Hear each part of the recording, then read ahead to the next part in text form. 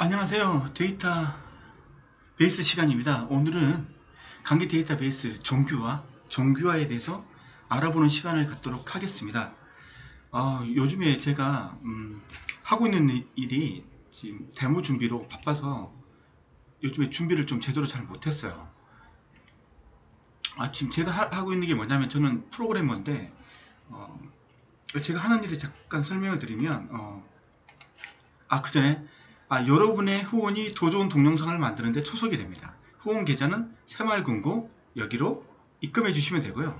입금 통장 표시 내용에 후원 자신의 핸드폰 번호를 기입해 주시면 됩니다. 그리고 후원이 힘드신 분들은 동영상 플레이 중에 그 광고 나오잖아요. 그때 광고를 한번 클릭해 주시면 감사하겠습니다.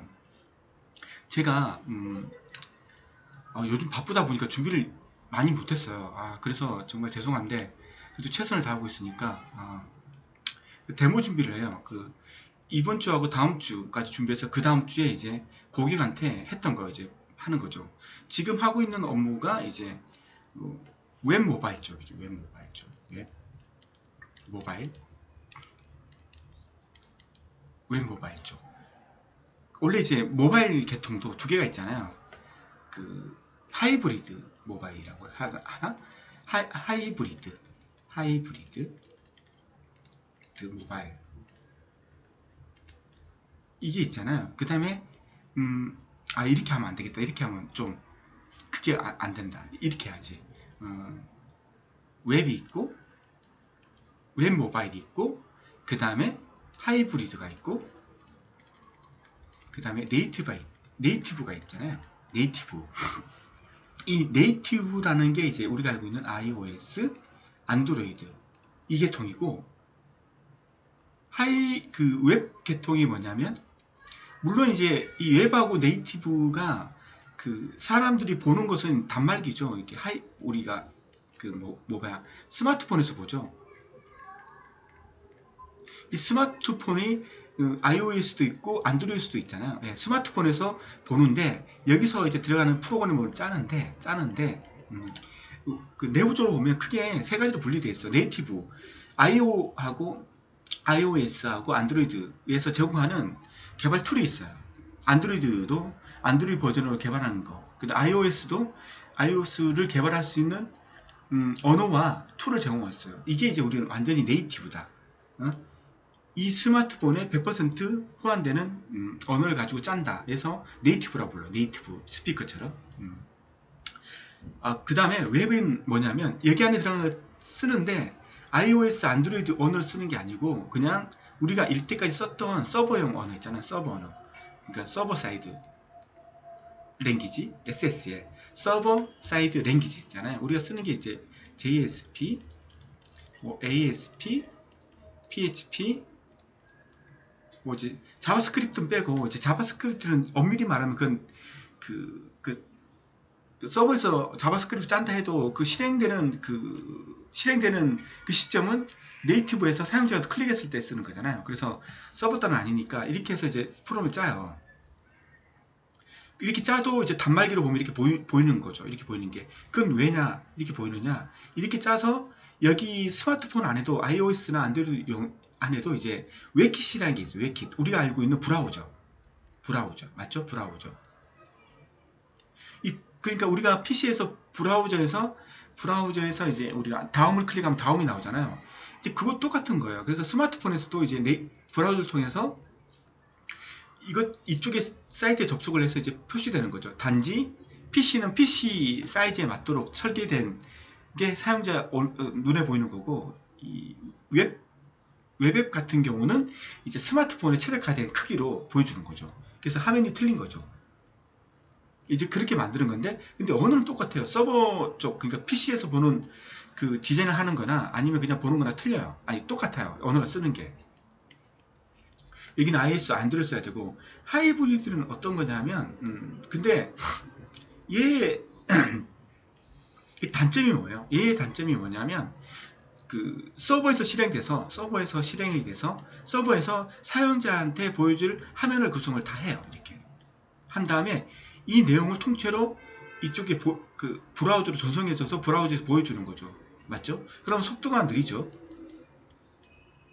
얘들 같은 경우는 이 단말기 안에 저장돼서, 이 언어가 단말기 안에 저장돼서 단말기 안에서 실행돼요. 그래서 서버에 갔다 올 필요가 없는 거예요. 단지 뭐 데이터는 요청을 할 수 있겠죠. 그래서 속도가 빠르고 얘는 속도가 느리죠. 그 다음에 네이티브 같은 경우는 이 스마트폰을 100% 활용할 수 있어요. 어떤 거냐면 우리가 이제 카메라를 찍잖아요. 카메라. 여기에 달려있는 카메라잖아요. 그래서 이 안에서 실행되는 언어이기 때문에 이 카메라를 컨트롤할 수 있어요. 카메라 렌즈를 열거나 카메라를 찍거나 아니면 카메라에 찍은 이미지를 가져온다든가 이게 자유롭게 할 수 있어요. 100%. 그렇지만 얘들은 이 컨트롤이 안 돼요. 서버에서 다 만들어져서 이렇게 들어오기 때문에 여기서 얘를 컨트롤하지 못해요. 무슨 말인지 아시겠죠? 그래서 생긴 게 하이브리드예요. 하이브리드가 어떤 거냐면 얘도 이제 언어가 틀려요. 이건 서버 사이드 랭귀지고 이제 얘는 이제 클라이언트 사이드 랭귀지로 작성이 되죠. 클라이언트 사이드 랭귀지라면 자바스크립트가 들어가는 거죠. 자바스크립트. 그 다음에 우리가 눈에 보이는 것은 다 HTML이잖아요. HTML. 뭐 HTML5다, 뭐 CSC다, 뭐 CSC인가 뭐 같은 그렇게 하는 거잖아요. 자, 일반적으로 그렇게 하는데 여기는 주력이 자바스크립트. 언어의 주력은 자바스크립트. 여기서는 JSP, ASP, PHP 이런 것들이 주력이듯이 여기의 주력은 자바스크립트예요. 그리고 이걸 이제 사용자들한테 보이기 위해서 이 HTML 형태로 이제 문서를 만들어서 그걸 그 브라우저로 넣는 건 똑같아요. 이거하고 넣는 건 똑같아요. 아시겠죠? 넣는 건 똑같아요. 근데 얘는 어떤 거냐면 이 단말기 안에 들어갔기 때문에 단말기에 있는 애들을 단말기 안에 있는 애들을 조정하기 위해서 일부는 네이티브 안드로이드를 쓰는 거죠. 네이티브 언어를 쓰는 거죠. 네이티브 언어를. 그러니까 얘가 네이티브를 쓰는 이유가 뭐냐? 화면에 뭘 사용자한테 보여주려고 쓰는 게 아니에요. 화면에 보여주는 것은 자바스크립트, HTML5 이런 애들이 하는 거예요. 그리고 자바스크립트가 CS 클라이언트 단에는 상당히 많은 자바스크립트를 써요. 여기서는 뭐 서버 쪽에서는 뭐 jQuery 뭐 이 정도 최소한. 얘는 언어가 너무 다양해요. 뭐 누구는 뭐 아이오닉 플랫폼을 쓴다. 아이오닉 플랫폼이 뭐 자바스크립트 위에 표시할 때 이제 앵글로 JS를 쓴다. 누구는 뭐 jQuery를 쓴다. 자바스크립트 종류가 많아요. 하여튼 그런 게 있는데, 그래서 얘들은 이제 이런 표시하는 것들, 화면에 표시하는 것들은 이 자바스크립트나 HTML5 이런 걸 통해서 브라우저 통해서 이제 보여줘요. 이렇게 보여주고, 그 다음에 네이티브를 쓰는 이유는 그거예요. 여기에 있는 자원을 쓰기 위해서, 하드웨어 자원들, GPS 정보를 받는다든가, 아니면 네트워크 통신을 할 때, 그 HTML을 통해서 그 브라우저를 통해서 할 수 있어요. 브라우저를 통해서 하면 SSL 뭐 이런 걸로 이제 암호화돼서 이제 들어가잖아요. 그럼 브라우저가 알아서 해주는 건데, 이제 이게 좀 믿음직스럽지 못하니까 이제 이런 부분은 네이티브 단에서 이제 구현을 하는 거죠. 이렇게 암호화를 좀 충분히 좀 해서 이제 보내기 위해서 이제 이런 것들을 여기에 브라우저에 맡기지 않고 이쪽에서 하기 위해서 네이티브에서 이런 뭐 암호화, 통신 암호화 이런 것들, 그 다음에 이제 그 하드웨어 자원도 컨트롤하는 거, 카메라, GPS 이런 것들 받아놓고, 그 다음에 사진 같은 거 보여주는 거, 이럴 용도로 해서, 그러니까 이런 것들을 하고 이것을 이제 적절히 사용해서 하는 게 이제 하이브리드 웹이죠. 지금은 하이브리드 웹이에요. 지금은 네이티브도 거의, 그러니까 옛날에 개발자 비율을 보면 옛날이라고 하면 뭐 1, 2년 전이겠죠. 뭐 웹으로 만든 이거 다 모바일 쪽을 말하는 거예요. PC 쪽이 아니라 모바일 쪽을. 웹이고 하이브리드가 있고, 그 다음에 그 네이티브가 있잖아. 네이티브. 그러면 이제 개발자가 옛날에는 얘가 만약 20명이 필요하다면 이게 거의 한 16명 정도? 여기는 없었고, 여기, 아니다. 이게 10명, 뭐 서버가 10명, 이렇게 했는데, 지금은 이래요. 지금은 네이티브 요원들이 한 4명 정도. 나머지는 뭐 6명에서 8명은 이제 하이브리드 쪽으로. 그 하이브리드 쪽 한다는 것은 이쪽이 안드로이드 담당하는 뭐, 하고 iOS. 그리고 이쪽은 이제 화면단이잖아요. 화면단. 사용자들한테 보여주는 화면단.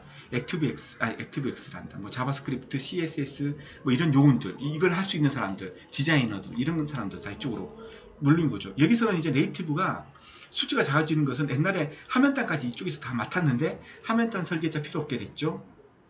여기서 필요한 것은 뭐 아무아가 필요한 경우는 아무아 쪽 하는 사람 인력들, 그 다음에 뭐 로그인 인력들, 그러니까 아무아하고 로그인, 그 다음에 네트워크 통신, 그 다음에 하드웨어 자원 그거 하는 것들, 이 정도만 이제 그 프로그램을 할 일이 많이 줄어든 거예요. 그래서 네이티브 쪽 요원들이 사람들이 개발자가 줄어들고 하이브리드 요원이 늘어나고, 그리고 웹 쪽이나 하이브리드 쪽이나 거의 기술이 비슷하기 때문에 이런 게 있죠.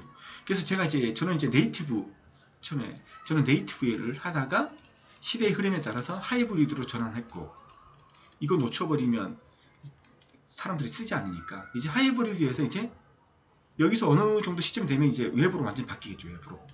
자, 그래서 이제 지금 하고 있는 게 옛날에는 자바단, 그전에는 C++, 뭐 비주얼 C++ 이런 거 했다가 그 다음에 자바, 뭐 자바스크립트, 리프트 뭐 이런 것들 했다가 뭐 자바스크립트 이제 이거 배워야 되고, 자바스크립트 배워야 되고, 자바스크립트가 뭐 하나만 있나?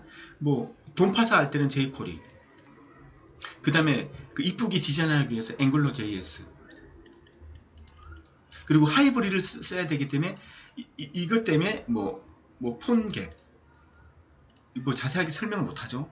뭐 그냥 폰갭, 이거 폰갭을 좀 더 편리하게 만든 아이오닉, 뭐 이렇게 이 수많은 것 중에 하나를 또 우리가 또 배워야 돼요. 네이티브, 모바일 쪽이 그리고 이제 그 서버단 말고 서버 개발하시는 분들 말고 클라이언트 모바일 쪽 개발하시는 분들이 해야 될 게 많아요. 정말 이게 기술이 빨리 변해요. 그래서 이걸 공부해야 될 게 많아요. 솔직히 많아. 이게 자바스크립트, 그 다음에 또 뭐예요?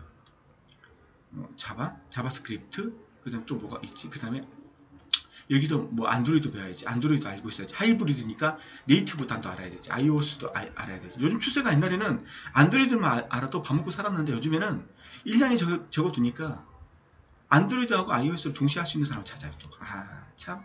그러니까 모바일 쪽 하는 사람들은 내가 봤을 때 정말 힘들어요. 정말 뭔가를 새로운 걸 갈구하고 새로운 걸 뭔가 열심히 하려는 사람들. 난 새로운 게 좋아. 이 빨리빨리 바뀌는 거 빨리빨리 쫓아갈 수 있어. 이런 사람들은 모바일 쪽 네이티브 모바일 쪽 가면 좋죠. 근데 힘들어요. 이 기술들이 이렇게 바뀌어 나가는데 이게 계속 바뀌어 나가요. 이렇게. 근데 웹 쪽, 저는 서버 쪽은 잘 몰라요. 근데 웹 쪽이라고 하는 것은 지금 내가 말하는 웹 쪽은 모바일 웹 쪽이에요. 그렇지만 이게 모바일 웹이나 서버 쪽 담당하는 거나 서버 쪽이나 비슷한 것 같아요. 얘들이 하는 게 이쪽 분들이 하시는 게 뭐예요? 기본적으로 자바, 뭐 자바스크립트,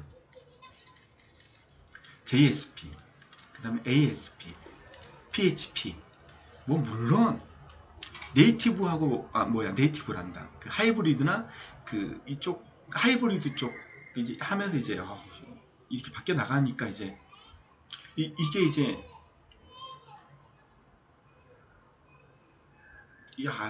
세세하게 얘기하면 또 이것도 구분이 되는데 어떤 거냐면 세세히 구분되는데 하이브리드에서 웹 쪽으로 넘어간다 해서 뭐 우리가 JSP, ASP 이거 쓰는 게 아니고 이걸로 다 쓴다는 거죠. 이걸 쓰고 이제 안드로이드하고 iOS는 쓰지 않는다는 거죠. 맞죠? 이걸 쓴다는 거죠. 어차피 하이브리드 했던 기술들이 다 필요한 거예요. 이것들만 필요 없어지는 거지. 얘들은 필요하게 된 거죠. 그러니까 클라이언트 쪽 하는 사람들은 정말 구조를 해야 되고 새로운 지식에 대해서 갈구해야 되고 뭔가 그런 쪽이에요. 여기는 이제 기술 이게 주구장창 이게 옛날에 JSP, 옛날에 ASP, 옛날 PHP고 뭐 플랫폼이 뭐 바뀌고 뭐 그러죠. 그러니까 네이티브에 비해서 제가 봤을 때 제가 진짜 솔직히 지금 웹 쪽으로 저도 전향을 하려고 하거든요. 왜냐하면 나이도 많이 들고 이런 거 진짜 배우는 것도 좀 쉽지 않고 핑계지만 좀 그렇더라고. 그래서 웹도 경험하고 싶고 그래서 요즘에는 웹 쪽으로 이제 전향하려고 이쪽으로 지금 하고 있어요. 그래서 하는 거 보면 자바, JS, ASP, PHP 제가 솔직히 클라이언트 쪽에서 느꼈던 그런 뭐 변화보다는 얘가 좀 덜 빠르게 변화하는 것 같진 않아. 그래서 이거 좀 마음에 들어요. 그래서 제가 지금 하는 게 뭐냐면 웹 쪽으로 들어오니까 JSP하고 jQuery는 그냥 해야 돼요. 왜냐하면 돈 파서 HTML 뭐 조작하려면 jQuery가 최고잖아요. 그래서 이거 쓰고 그 다음에 이제 그 오라클 쓰죠. DB는 오라클 쓰고 오라클 쓰니까 이제 PLSQL도 쓰게 되고 PLSQL 오라클에서 제공하는 SQL 쓰는 방법이죠. 프로그램과 쿼리를 그냥 간단하게 쓸 수 있도록 만들어 놓은 거. 뭐 옛날에 비주얼 베이직 같은 형태의 언어예요. 새로운 언어. 뭐 안드로이드, iOS처럼 언어예요. 그런 언어를 가지고 만드는 건데 제가 하는 게 그거예요. 뭐 개발이지만 이미 만들어졌는데 이걸 이제 다른 벤더용에 맞도록 이제 그걸 이제 바꾸는 거니까 엄밀히 말하면 SI가 아니고 SM 쪽이죠. 이미 개발된 건 이제 응용해서 이제 바꾸는 거니까 이제 거기 보면 그 jQuery가 화면 디자인은 뭐 그렇게 어렵지 않더라고요. 그냥 뭐 JSP로 하니까 별로 어렵지도 않아. 그리고 기존에 많이 만들어 놓은 예제들이 있어서 그냥 몇 개 보고 하면 그냥 할 수 있겠더라고. 근데 DB는 지금 제가 보는 DB는 눈 돌아가더라고요. 왜냐면 딱 보면 조인이 많아. 처음에 조인이 엄청나게 많아. 조인이 엄청나게 많다는 것은 연관되는 릴레이션의 수가 10개, 뭐 20개 이 정도 돼요. 그 다음에 얘들은 또 그걸 또 많이 해. 조인도 많이 하고 뭐냐면 뭐더라 갑자기 생각이 안 나네. 붙이는 거. 조인 말고 붙이는 거. 붙이는 건데 조인 말고 붙이는 거. 뭐지 시키는 거. 이건 뭐더라 갑자기 생각 안 나네. 아우 죄송해요.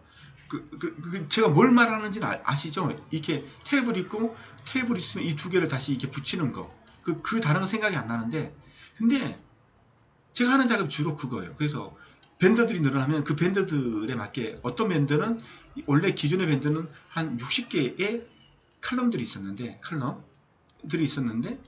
그럼 이것도 조인 말고 이게 붙이기 위해서는 이 특징이 얘도 60개가 구성되어 있어야 되잖아요. 근데 뭐 벤더가 뭐 어떤 회사가 늘어나면 이게 62개를 더 추가시킬 수가 있어요. 2개를. 근데 조건들이 워낙 많다게 보니까 우리나라 코딩 아시잖아요. 뭐 if else, if 누구, if sk, if 뭐 현대, if 뭐 해서 그 많은 회사들의 조건이 다 들어가니까 이 2개를 조인할 때 이쪽도 2개를 늘려야 되고 이쪽도 2개를 늘려야 되는데 이쪽에 하나가 빠진 거야. 그래서 조인을 해보면 딱 나와. 칼럼 수가 틀립니다.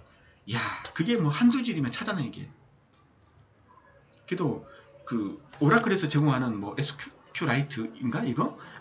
기능이 좋아요. 어디가 틀렸는지 딱 집어줘. 그렇지만 이 칼럼이 틀리다는 것은 못 집죠. 어디가 틀렸는지 못 집잖아요. 그럼 일일이 이 60개를 다 비교하는 거야. if else 다 그거 다 가려가면서 하는 거야. 그래서 이 부분이 빠졌구나. 하나 추가시켜주고 이런 작업을 하거든요. 그래서 뭐 그렇게 힘든 작업이 아니더라고. 실제로 제가 개발을 안 해서 그런지 몰라도 그런 작업을 하고 있습니다. 이런 이제 잡담은 이제 그만하고 오늘 종교화 들어가도록 하죠. 네. 제가 왜 이런 말을 했는지 모르겠는데 요즘에 좀 일이 피곤해서 호소를 하는 것 같아요. 자, 이제 관계 데이터 정규화에 대해서 이제 데이터베이스 어려운 게 SQL이고 정규화잖아요. 시험에서 제일 필기 시험은 뭐 모르겠지만 실기에서 제일 문제 많이 나오는 게 SQL 쪽이고 그 다음에 뭐 정규화 이런 과정이잖아요. 네. 자, 해보죠. 정규화 개요. 데이터베이스의 릴레이션 아시죠? 네, 테이블, 투플을 불필요한 중복 없이 수정할 때 의도하지 않았던 불필요한 사실이 추가, 삭제, 갱신되는 일이 없도록 DB를 재구성하는 과정을 공식화한 과정이다. 정규화. 불필요한 내가 추가하고 삭제하고 갱신됐는데 내가 추가하지 않는 사항이 추가되거나 내가 삭제하지 않았던 의도하지 않았던 게 삭제되거나 내가 갱신했는데 엉뚱한 게 갱신된다든가 이런 문제를 안 생기도록 하는 게 정규화 과정이라는 거죠. 자, 그 정규화 과정은 이거죠. 따져야 되는 거죠. 정규화 과정은 컬럼, 어트리뷰트, 속성이죠. 속성. 이 속성들을 배치하는 거죠. 속성들이 이렇게 배치했는데 이게 정규화 과정을 보니까 정규화 과정하는 그 설계를 해보니까 이게 4개로 배치되면 안 되고 3개로 배치되고 이게 2개로 잘려야 되겠다. 그래서 이제 컬럼이죠. 컬럼. 어트리뷰트. 이걸 가지고 이제 뭘 어떻게 하는 거잖아요. 2개로 쪼개는 작업들, 3개로 쪼개고 이런 작업을 하는 거죠. 이거죠. 그래서 엔티티 이런 말이 나오면 안 되는 거죠. 정규할 때 뭐 엔티티 간에 엔티티는 이거잖아요. 테이블 자체를 말하는 거잖아요. 그래서 엔티티 간에 개체 간에 뭐다. 이건 정규하고 어울리지 않죠. 정규화라는 것은 어트리뷰트, 속성, 뭐 개체, 개체란데 개체는 그 테이블이니 개체 말고 속성, 뭐 이런 단어들이 나와야 되는 거죠. 그건 이제 명심하고 있어야 되는 겁니다. 예. 필요성, 중복에 따른 갱신 이상, 현상을 제거.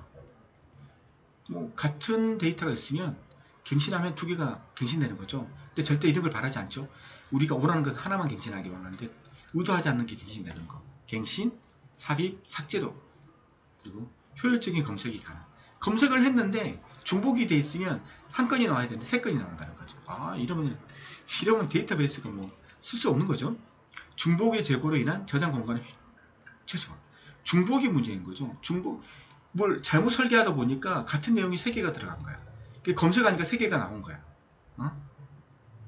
이 쓸데없는 일들을 해야 되는 거야. 이게 중복 때문에 생긴 거죠. 중복. 그래서 중복을 제거해야 되는 거죠. 예.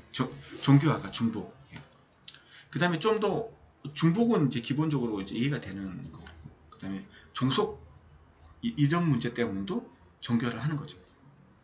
그래서 중복, 종속. 나는 너의 종이다. 나는 너의 슬레이브다. 이게 종속이잖아. 나는 너의 것이다. 뭐 이런 게 종속이잖아요. 종속됐다. 데이터 신규 발생 시 DB 재구성 필요성을 감소. 유연한 구조로 만들기 위해서. 목적, 정보의 중복 피해야지. 최소화시켜야지. 네. 삽입, 삭제, 갱신 이상 방지해야지. 네. 효율적인 데이터 조작해야 되지. 뭐 이런 것들은 이제 한번 읽어보면 있지 않아요. 그래서 이 문제 나오면 저런 건 잡아낼 수 있죠. 근데 저게 답으로 나올 확률은 없지만 기본 개념. 하나 이상의 릴레이션을 2개 이상의 릴레이션을 분해시키는 과정이다.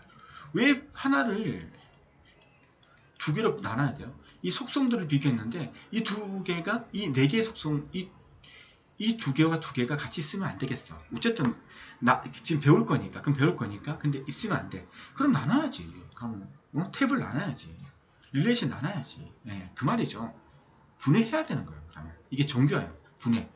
이게 정규하고 분해됐던 걸 붙이는 게 뭐예요. 이게 분해됐던 걸 이 분해시켰더만 이게 검색하니까 검색 시간이 너무 느려졌어. 분해한 것까지는 좋은데 실제적으로 사용자들이 검색 하나 검색하는데 10분 이상 걸려. 이러면 장사 못하죠. 그러면 눈물을 머금고 중복이 생긴다 하더라도 붙여야 돼요. 예? 이건 뭐예요? 이게 역정규화죠. 정규화의 반대다. 역정규화. 맞죠? 반정규화. 이거. 네. 자, 정규화 단계. 중요한 거죠. 자, 처음에 데이터들이 있어요.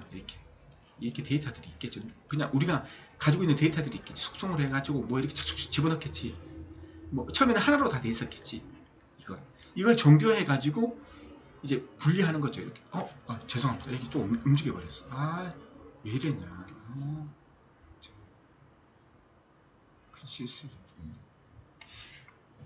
이게 정규화 과정이죠. 정규화 과정이 1차, 2차, 3차, BCNF, 보이스 코드, 노멀 폼, 4차, 5차예요. 그래서 NF가 이게 퍼스트 NF, 세컨드 NF, 서드 NF, 퍼스트 NF, 5가 뭐냐? 그건 모르겠어. 하여튼 NF인데 NF는 노멀 폼이죠. NF는 노멀 폼이다. 그냥 영어니까 그냥 2차 종규용 NF 노멀 폼이다. 자, 지금 말하고 싶은 게 뭐냐면 이거예요. 이 시점. 자, 이거죠. 이게 있는데 원자값이 아닌 도메인을 분해. 원자값이 아닌 도메인을 분해. 이게 뭐냐면 데이터베이스 넣다 보면 이렇게 넣는 거죠. 초심자들이 넣는 방법. 이렇게 있죠. 이렇게 있는데 이렇게 넣는 거죠. 이름이 김씨인데 김씨의 가족이 있어요. 가족이 1번, 2번이 있어. 그러니까 여기에 1, 2번이 들어가면 안 돼요. 김에 1 하나 있고 김에 2 이렇게 하나가 있어야 되는데 처음에는 그냥 그 수기로 작성하다 보면 이렇게 작성하잖아요. 그래서 이 원자값이 이 하나에는 2개가 들어가면 안 돼요. 이걸 이제 분해해 줘야 돼요. 이게 그 말인데, 자, 그래서 이렇게 된 걸 이렇게 분리해 주면 그 결과가 뭐예요? 1차 전기용이 됐다는 거죠. 아시겠죠? 무슨 말인지? 이렇게 하니까 그 결과로 나온 이게 1차 전기용이 됐다. 아시겠죠? 자, 그 다음에 2차 전기용은 뭐냐면 순서대로 해야 돼요. 1차 전기용하고 2차 전기용하고 3차 이렇게 해야 되는 거지. 2차 했다가 BCNF 했다가 이렇게 무작위로 하는 게 아니에요. 1차 전기용, 1차 규칙을 먼저 따져요. 원자값이 아닌 게 있는지. 그러면 이걸 먼저 이렇게 바꿔주는 걸 먼저 해야 돼요. 그 다음에 2차 전기용을 생각하는 거예요. 이렇게 나눠줬어. 그 다음에 부분함수 종속성이 있는지를 딱 보는 거예요. 이게 봤는데 1차 전기용 이걸 보는 거죠. 이걸 딱 봤는데 이 1차 전기용 만든 걸 딱 봤는데 이게 부분함수 종속성이 있네? 그럼 그걸 제거시켰어. 이게 제거시켰어. 그럼 그게 뭐라고? 2차 전기용이 되는 거지. 이거 나와요. 밑에. 응? 자, 2차 전기용을 딱 봤어. 2차 전기용을 봤는데 2차 전기용을 봤는데 이행함수 종속성이 있어. 그럼 이걸 제거시켰어. 이제 여기서 이행함수 종속성이 있어서 여기서 제거를 시켰어. 그 결과가 3차 전기용이 3차 전기용. 이제 3차 전기용을 보니까 결정자이면서 후보키가 아닌 게 있어. 3차 전기용을 딱 한 걸 이걸 보고 이제 딱 봤는데 결정자 중에서 후보키가 아닌 게 있어. 야, 그러면 그것도 분류시켜. 그 분류시켜. 그 결과가 BCNF 전기용이 되는 거야. 그리고 BCNF 전기용을 딱 봤는데 다중값 종속성이 있는 거야. 다중값 종속성이. 딱 이걸 봤는데 다중값 종속성이 있었어. 다중값 종속성이 있었어. 그럼 그걸 분리해야 돼. 맞죠? 그 분리한 결과가 4차 전기용이에요. 맞죠? 근데 여기는 하나 골치 아픈 게 있죠. 3차 전기용을 봤는데 결정자이면서 후보키가 아닌 게 없어.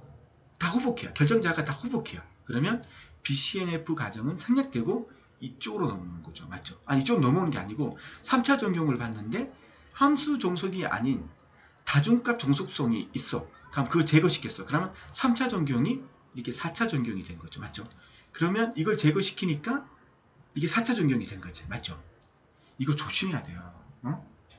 4차 전기용을 하면 BCNF 전기용이 있을 수도 없고 없을 수도 있어요. 왜냐하면 결정자가 모두 후보키일 수도 있잖아요. 그러면 얘는 없어요. 얘로 오는 거지. 얘로 오는 것도 아니지. 그냥 딱 봤는데 함수 종속이 아닌 다중값 종속도 없어. 그럼 4차 전기용도 없어. 그럼 끝. 3차 전기용 하면 이제 전기화는 끝나는 거야. 맞죠? 그럼 끝나는 거야. 무조건 5차 전기용까지 다 해야 된다. 아닌 거예요. 3차 전기용이 있는데 BCNF도 없고 4차 전기용도 없고 5차 전기용도 없어. 조건이 없어. 그런 규칙에 걸리는 애들이 없어. 그럼 3차 전기용으로 땡이에요. 아시겠어요? 유도리 있게 유연성 있게 받아들이셔야 돼요. 그래서 3차 전기용인데 결정자가 후보키가 아닌 놈이 있어. 그럼 이제 그걸 나눠주면 BCNF 전기용이 되는 거고, 그래서 3차 전기용이면서 BCNF가 될 수도 있고 3차 전기용이면서 BCNF가 안 될 수도 있어요. 맞죠? 그러면 BCNF는 3차 전기용에 포함되는 거예요. 맞죠? 3차 전기용 안에 포함된 거예요. 맞죠? 3차 전기용에서 결정자가 후보키가 아닌 애가 있어야지만 BCNF가 있으니까 이 포함된 거예요. 근데 BCNF가 3차 전기용을 포함한 건 아니죠. 이렇게 물어볼 수 있단 말이에요. 네, 그러니까 그런 걸 조심해야 됩니다. 그래서 3차 전기용인데 함수 속성이 다중값이 있어. 다중값이 있어. 그러면 3차 전기용에서 바로 4차 전기용 넘어갈 수 있는 거고 그런 거잖아요. 3차 전기용에서 후보키를 통하지 않는 조인 종속성이 있어. 그러면 3차에서 5차로 갈 수 있는 거예요. 맞잖아요. 1, 2에서 꼭 이렇게 내려와야 되는 거 아니죠? 이런 규칙이 있으면 여기서 걸러내고 이거 걸러내고 이거 걸러내는 거예요. 여기에서 이 폼이 속하면 이걸 하는 거고 이 폼에 속하지 않으면 안 하는 거예요. 맞죠? 이런 가정들을 명시하고 이 가정에 걸리면 꼭 이렇게 해라는 것을 명시한 거지 반드시 5차 전기용까지 무조건 해야 된다. 이건 아니에요. 그냥 룰을 정해놓은 거예요. 그래서 4차 전기용 뭐냐면 3차 전기용이나 BCNF 중에 다중값 종속성이 있으면 그걸 제거시키면 그게 4차 전기용이 됐다는 거예요. 그럼 4차 변경이 됐다는 것은 다중값 조속성이 제거된 후라는 거예요. 상태라는 거예요. 다중값 조속성이 제거가 된 상태라는 거예요. 무슨 말인지 아시겠죠? 예. 이거 헷갈리시면 안 되는 거예요. 예. 5차는 조인 종속성. 이제부터 이제 이런 걸 배우는 거죠. 함수적 종속성, 펑크셔널 디펜던시, 종속. 나는 당신의 노예입니다. 이런 종속, 정의. 정규화 과정에서 중요하게 이용되는 개념으로서 관계형 데이터베이스의 릴레이션의 애트리뷰트. 정규화는 무조건 속성이에요. 속성, 애트리뷰트, 개체, 엔티티 이거 나오면 안 돼요. 네, 애트리뷰트 간의 관계를 정의할 때 사용되는데 좋은 릴레이션을 판단하는 기준을 정하는 요소로 사용된다. 어떤 릴레이션 R에서 테이블에서 애트리뷰트 X의 값 각각에 대해 애트리뷰트 Y의 값이 오직 하나만 연관되어 있을 때 Y는 X의 함수적 종속입니다. 그래서 X는 이렇게 표시. 함수적 종속성은 애트리뷰트들 사이의 관계에 대한 제약 조건으로 애트리뷰트 X가 Y의 결정자이면 Y는 X의 함수적으로 종속된다. 이제 여기 이렇게 관계지. 이렇게 말하면 이걸 알아들을 수 있는 사람이 몇 명이냐. 예, 이거죠. 이렇게 표시하는 거죠. 이게 두 개가 있다고 생각하죠. 학번, 이름. 그럼 학번이 이게 결정자. 그리고 우리는 이걸 주키, 기본키라고 부르죠. 왜냐하면 학번 가지고 이름, 주소를 구분할 수 있으니까. 이런 거. 그러니까 학번 1번. 1번은 누구야? 네, 1번은 김씨입니다. 주소가 어디야? 부산입니다. 학번을 가지고 모든 걸 다 구분할 수 있는 거죠. 100명의 사람이 있어. 100명의 사람이 있어. 100명의 사람이 학번이 다 틀려. 그럼 그 학번 하나 가지고 그 100명 중에 내가 찾고자 하는 한 명을 찾을 수 있는 거죠. 맞죠? 그게 결정자야. 그게 주키, 기본키. 맞죠? 아시겠죠? 결정자, 주키, 기본키죠.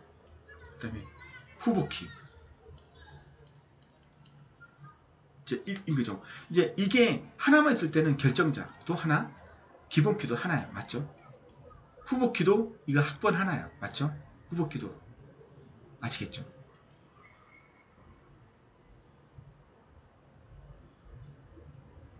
그래서 이런 말이잖아요. 결정자는 후보키로 구성돼야 된다. 후보키로 구성된다는 게 뭐야? 이거죠. 학번 있고 이제 이걸 설명하는 거예요. 과목 있고 성적이 있어요. 성적이. 그러면 학번 1번 과목 영어, 학번 1번 과목 수학, 영어 100, 수학 100. 자, 그러면 성적, 그러니까 학번 1번의 영어 성적을 가져오기 위해서는 주키가 몇 개가 있어야 돼요? 2개가 있어야 되죠. 학번 가지고는 영어 수학을 구분할 수가 없어요. 왜냐하면 똑같은 1번이니까. 그렇지만 학번하고 과목이 2개가 주키, 그 다음에 주키, 기본키, 결정자, 후보키.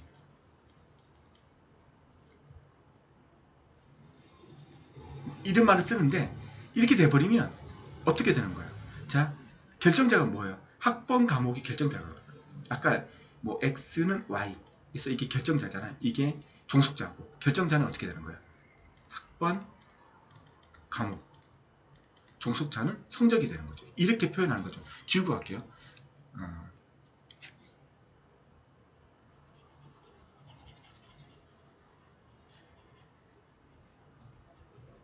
이렇게 되는 거잖아요. 맞죠?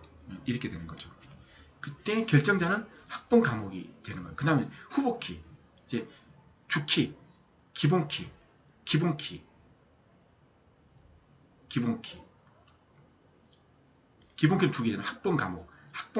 학번 과목이 기본키가 되잖아요. 주키, 식별할 수 있는 거지. 성적을 식별할 수 있는 거, 성적을 식별할 수 있는 기본키는 2개죠. 학번 과목, 주키. 그리고 성적을 결정하는 결정자도 학번 과목이죠. 근데 후보키는 입장이 틀리죠. 후보키는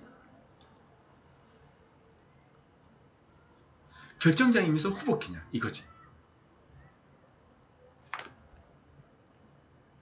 좀 이따 나올 건데 좀 헷갈리네 나도. 이렇게 이걸 가지고 가니까 이제 애들을 놔둔 게 있는데 그걸 가지고 좀 하는 게 말하는 게인데 결정자하고 후보키가 동일하지 않을 수도 있어요. 그러니까 학번은 뭐 지금에서 이러는데 학번이 이름이 있다면 학번은 이름을 추출할 수 있죠. 100명 중에 학번 1번은 이름을 한 명 누구라는 걸 딱 할 수 있는 거죠. 맞죠? 근데 이 과목이라는 건 있잖아요. 이게 지금 결정자잖아요. 성적을 결정하는 이게 과목이 결정자잖아요. 성적을 결정한 결정자예요. 그래서 학번 과목이 결정자예요. 아시겠죠? 결정자. 이 테이블의 결정자예요. 이 두 개 가지고 이걸 성적을 찾아낼 수 있어요. 그렇지만 이제 세부적으로 하는 거 따져보는 거, 하나 따져보는 거. 학번은 만약 이름까지 있어. 그럼 학번은 이름을 결정해요. 아니 주키가 될 수 있어. 기본키가 될 수 있어. 후보키가 돼. 근데 과목은 영어가 성적이 있으면 좀 헷갈리지만 만약 영어가 성적을 뭐 지울 수 있다고 하기에는 좀 그렇잖아요. 왜냐하면 영어 성적 그러니까 성적인데 이게 어떤 애의 성적인지 모르잖아요. 이 성적이 100명 중에 누구의 성적인지 모르잖아요. 그렇기 때문에 과목하고 성적은 그렇게 큰 연관성이 없어요. 여기서 보면. 그러면 얘가 주키, 기본키가 되지 않잖아요. 기본키가 안 되잖아요. 얘는 기본키가 될 수 있지만 얘가 결정자이면서 얘는 기본키가 아니잖아요. 후보키가 아니잖아요. 기본키. 후보키라는 게 뭔지 아죠?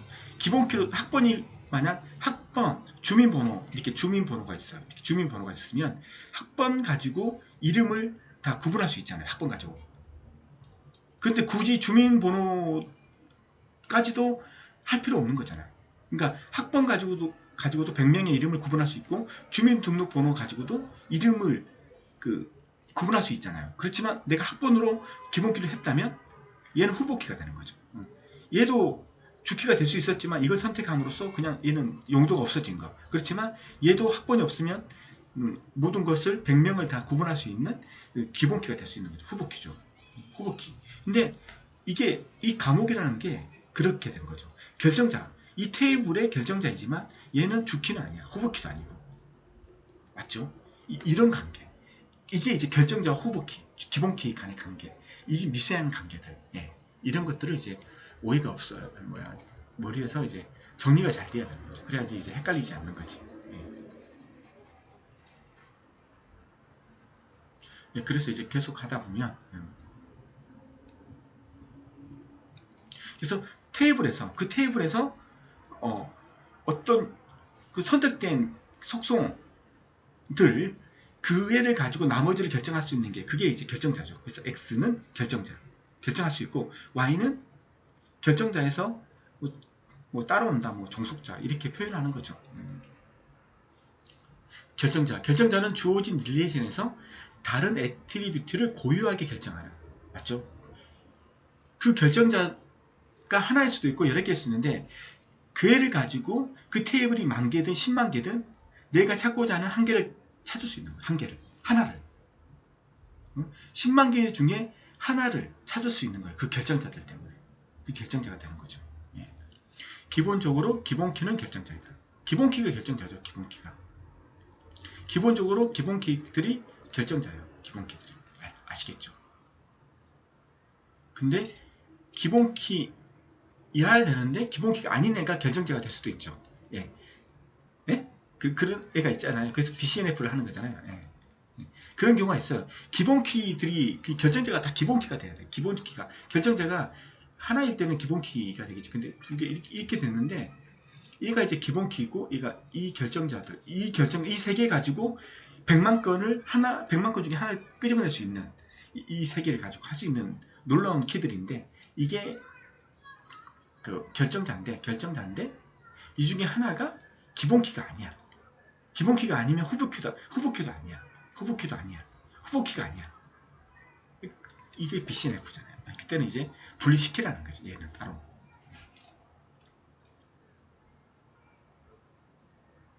자, 여기 보면 학번이 있어요.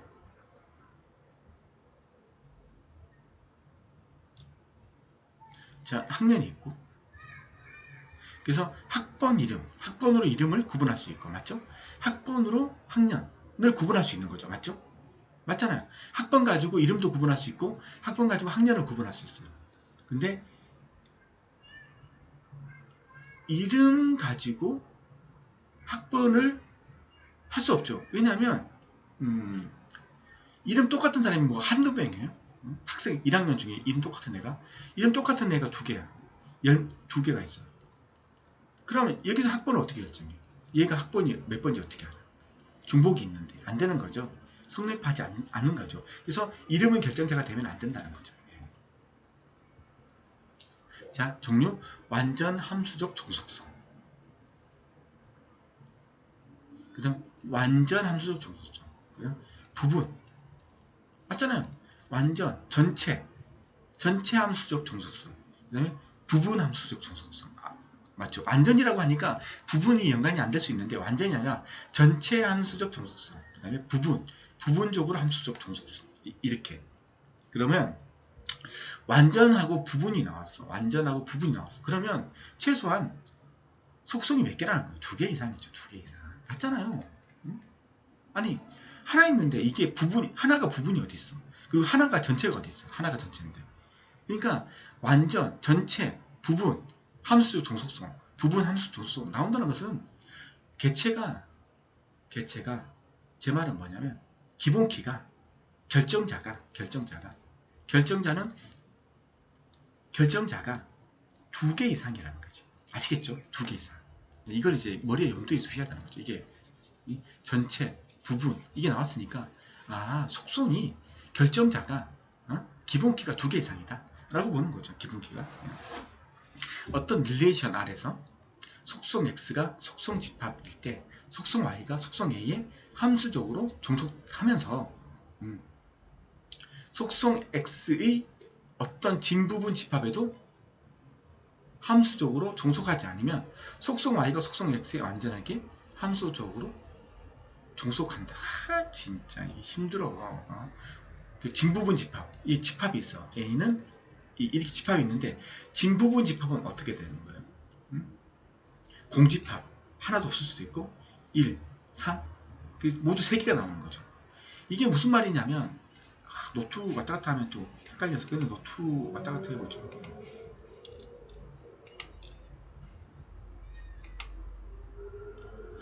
이게 이런 말이죠.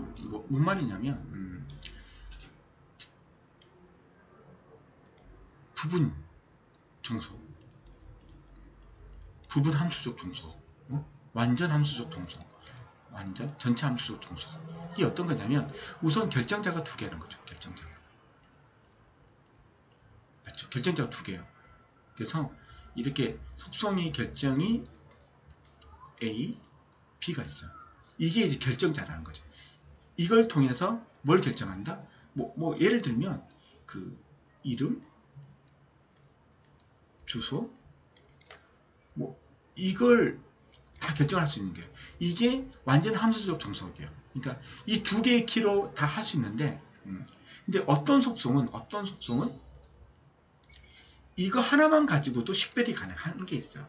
이 테이블이 구성됐는데 하나의 테이블로 이렇게 딱 구성됐는데 이렇게 다른 속성들은 이 2개를 가지고 이름 주소 했는데 이 X라는 애가 X라는 속성이 A, B 둘만 아니더라도 이 하나만 가지고도 얘는 구분이 된다는 거지. 이러면 이 2개로 구분할 수 있는 속성들하고 이 하나만 가지고 그 구분되는 속성 2개를 잘라줘야 돼요. 테이블을 2개로 나눠야 돼요. 분할해야 돼요. 이 말이거든요. 그래서 이게 전체다. 전체. 완전. 그래서 이 전체.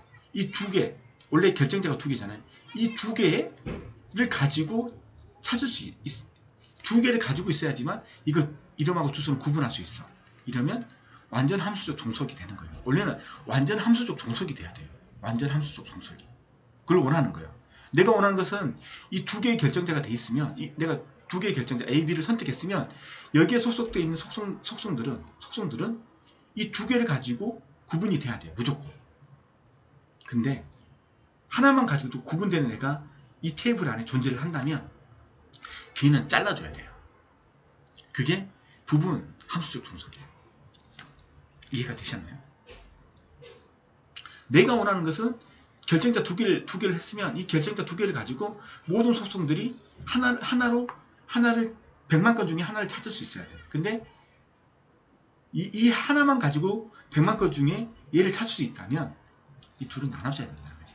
전체. 내가 원하는 것은 전체였는데 이 안에 부분적으로 자기들끼리만 가지고 되는 게 있어. 그럼 이 배반이지. 네? 이게 부분, 응? 함수적 종속. 이건 잘라줘야 돼. 네. 이제 그 말을 하는 거죠. 여러 개의 속성이 모여서 하나의 기본키를 이룰 경우 기본키 전체가 있어야지만 어떤 속성이 결정될 때 완전 함수적 종속이다. 부분 함수적 종속. 완전하게 함수적으로 종속하지 않으면 부분 함수적 종속을 갖는다. 완전하게 함수적으로 종속하지 않으면 부분 함수적 종속을 갖는다. 여러 개의 속성이 모여서 하나의 기본키를 이룰 때, 응? 기본키가 여러 개라는 거죠. 완전 함수적 종속, 부분 함수적 종속. 이건 뭐 2개 이상이 이래야지 뭐 부분이 나오는 거지. 기본키를 구성하는 부분 속성만으로도 결정되어지면, 그러니까 이 2개를 가지고 결정이 돼야 돼. 내가 원하는 것은. 그래야지 내가 딱 원하는 거야. 내가 원하는 게 이거였어. 이 A, B를 가지고 모든 속성들이 다 결정되는 테이블을 만들고 싶었어. 근데 어떤 애가 배반을 한 거야. B만 가지고도 나는 구분이 될 수 있어야 하고 하는 거야. 넌 배반이 하면서 이 두 개의 속성은 따로 이제 분리를 시켜야 된다. 이 2개의 속성은 따로 끄집어내서 분리를 해야 된다. 맞죠? 그렇지만 분리된 속성 간의 연결성은 있어야 되기 때문에 얘 가지고 연결을 시켜놓겠죠. 이 연결시키는 게 뭐예요? 포링키, 외리키가 되는 거죠. 예, 그렇게 하면서 조인을 시키는 거죠. 맞죠? 예. 자, 수강이 있어요. 학번, 과목명 2개가 있죠. 우선 기본키, 이건 기본키라는 거예요. 기본키가 2개 있어. 그다음에 학번, 과목명이 뭐예요? 결정자죠. 결정자는 기본키로 구성이 돼야 되죠. 기본키로. 뭐 그건 나중에 설정하는.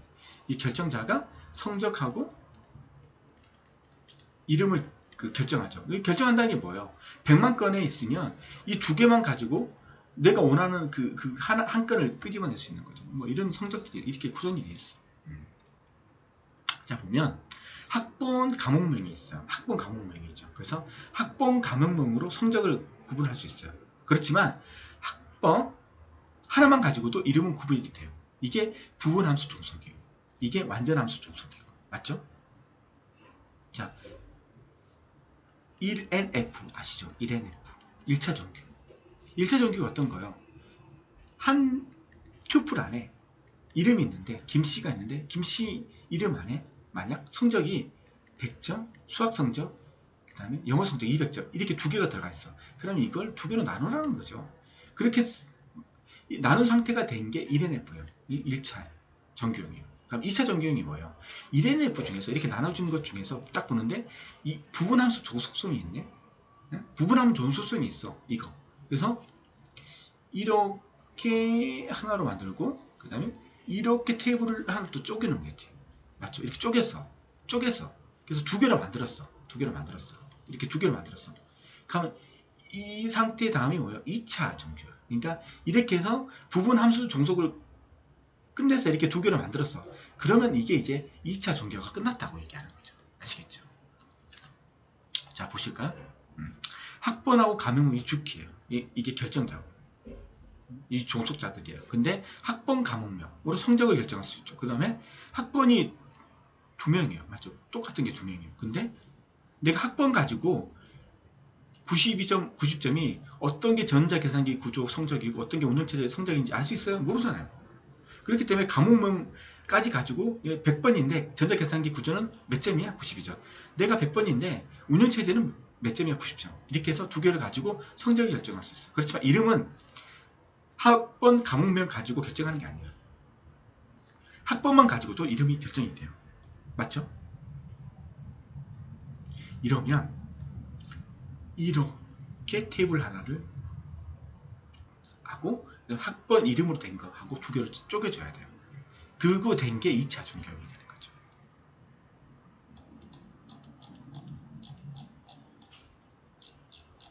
지금 1차, 2차를 설명하는 게 아니고 중요한 개념만 생각하는 거예요. 자, 이행함수적 종속성이 있어요. 이행함수적. 이건 이제 이게 뭐냐면 ENF가 끝났어. 부분 함수적 종속성을 이제 끝냈어. 얘가 이제 부분 함수적 종속성을 이제 두 개로 나눠준 거야. 테이블을 구분했어. 릴레이션 두 개로 나눴어. 그런 다음에 딱 봤는데 이걸 나눠준 두 개 중에 하나를 보니까 이게 이행 함수적 종속성이 있네. 아, 그러면 이행 함수적 종속성도 둘로 나눠줘야 돼. 그 결과가 3NF가 되는 거죠. 3차 전경이 되는 거죠. 그래서 2차 전경이 되고 그 사이에 이행 함수적 종속성을 제거시키면 그게 3차 전경이 되는 거죠. 끝난 거죠. 아시겠죠? 그래서 이행 함수적 종속성에 대해서 한번 알아보는 거죠. 네. 자, 지우고 제가 딱 1시간이 지나면 딱 끝낼 거예요. 그리고 그 다음 편에 2차를 또 할 거예요. 그러니까 너무 걱정하지 마세요. 알았죠? 네. 1시간이 넘으면 집중이 안 되잖아. 이행 함수적 종속성이 이거예요. 결정자 X, 이게 X예요. X 결정자 X죠. 그 다음 이게 결정자 Y예요. 됐죠? 자, X가 Y를 결정하죠. 학번이 지도교수를 결정해요. 내 학번, 나의 지도교수는 누구죠? 그래서 학번이 지도교수를 하죠? 맞죠? 그래서 X가 Y를 결정하고, 근데 이 종속자 Y도 그 테이블 안에서, 하나의 테이블 안에서 학번, 지도교수, 학과라는 테이블이 있었는데 학번이 지도교수를 결정해요. 맞죠? 그래서 X는 Y. 그래서 이게 결정자는 X 학번이고 종속자는 지도교수예요. 근데 종속자인 지도교수가 또 보니까 얘는 지도교수가 또 학과를 또 결정을 해요. Z를. 그래서 Y는 Z를 결정해요. 그러니까 지도교수가 또 학과를 결정을 해요. 그러면서 학번도 학과를 결정할 수 있어. 나는 어느 학과야? 나는 어느 학과야? 맞잖아요. X가 또 Z를 또 결정할 수 있어요. 그러면 X, Y, Z는 서로 물고 물리는 관계가 되는 거잖아요. 그러면 잘라줘라.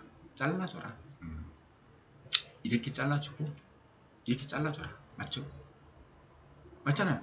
학번 지도교수 이렇게 잘라주고 지도교수 학과 이렇게 잘라줘라. 두 개의 테이블로 잘라줘라. 그렇지만 두 개의 테이블을 조인하기 위해서는 뭔가 있어야 된다. 맞죠? 이 지도교수 있잖아요. 지도교수. 그럼 조인하면 이 두 개를 다시 합칠 수가 있는 거죠. 맞죠? 분리했던 걸 다시 참조할 때는 합쳐야 되잖아요. 조인해야 되잖아요. 그래서 사용자들이 보고 싶은 걸 보여줄 수 있잖아요. 조인해서 보여주는 거잖아요. 그때는 이제 합칠 수 있으니까 이렇게. 그러니까 학번이 지도교수를 결정했는데 이 종속자도 또 그 안에 보니까 또 학과를 또 결정할 수 있는 또 기본키가 되는 거예요.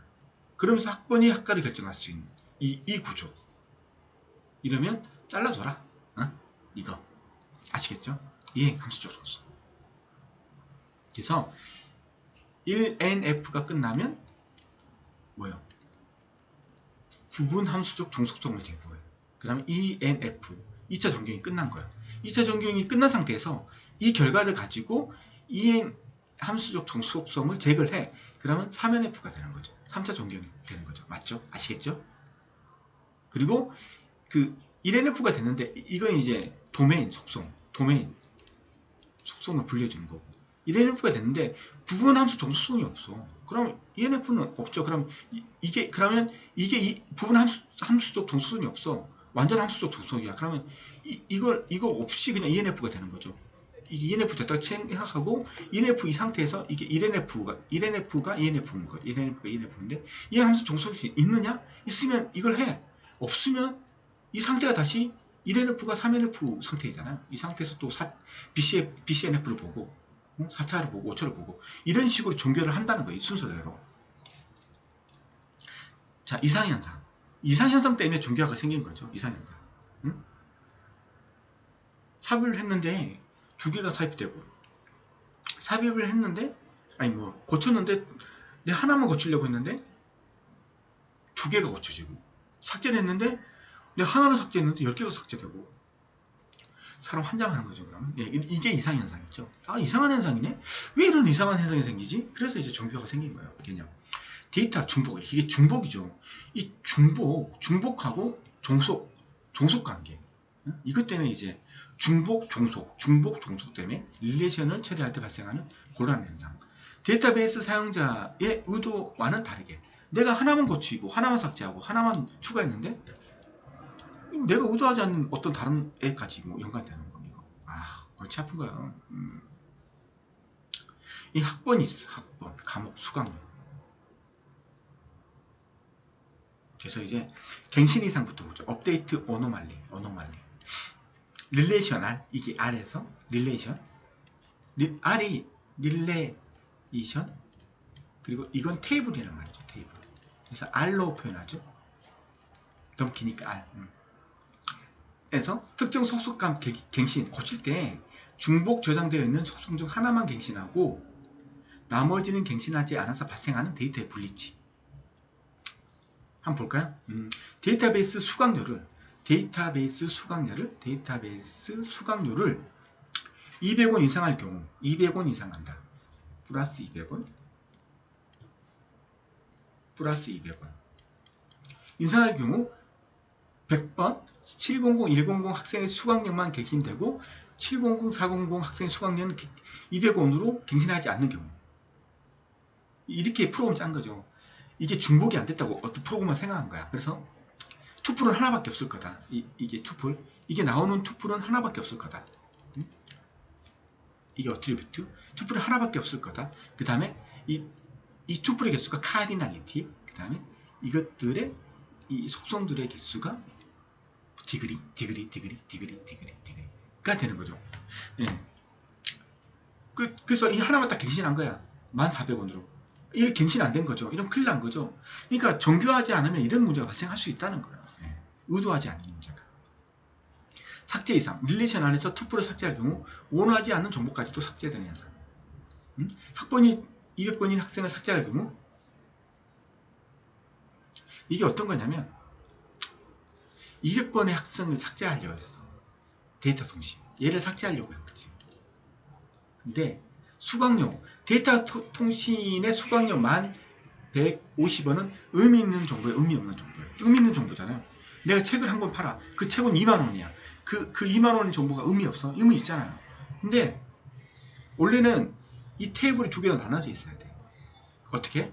학번, 과목으로 하나 있고 그 다음에 하나의 테이블은 과목 수강료가 있어야 돼. 맞잖아요? 그래서 그래야지만 이 학번 이걸 지웠다 하더라도 이 값까지 지워지는 거 아니에요. 근데 이걸 하나로 딱 만들어 놓으니까 개념 없는 애가 이거 하나로 만들어 놓으니까 내가 200번을 딱 주니까 이것도 지워졌죠. 그러면 데이터 통신이라는 과목조차도 없어져 버린 거고 데이터 통신도 없어진 거고 내가 데이터 통신 찾고 싶어도 없는 거고 데이터 통신 가격이 얼마인지도 몰라. 내가 애써서 내가 입력해서 1150원 입력했는데 이게 날라간 거야. 그럼 이거 찾아냈는데 또 검색해야 되는 거죠.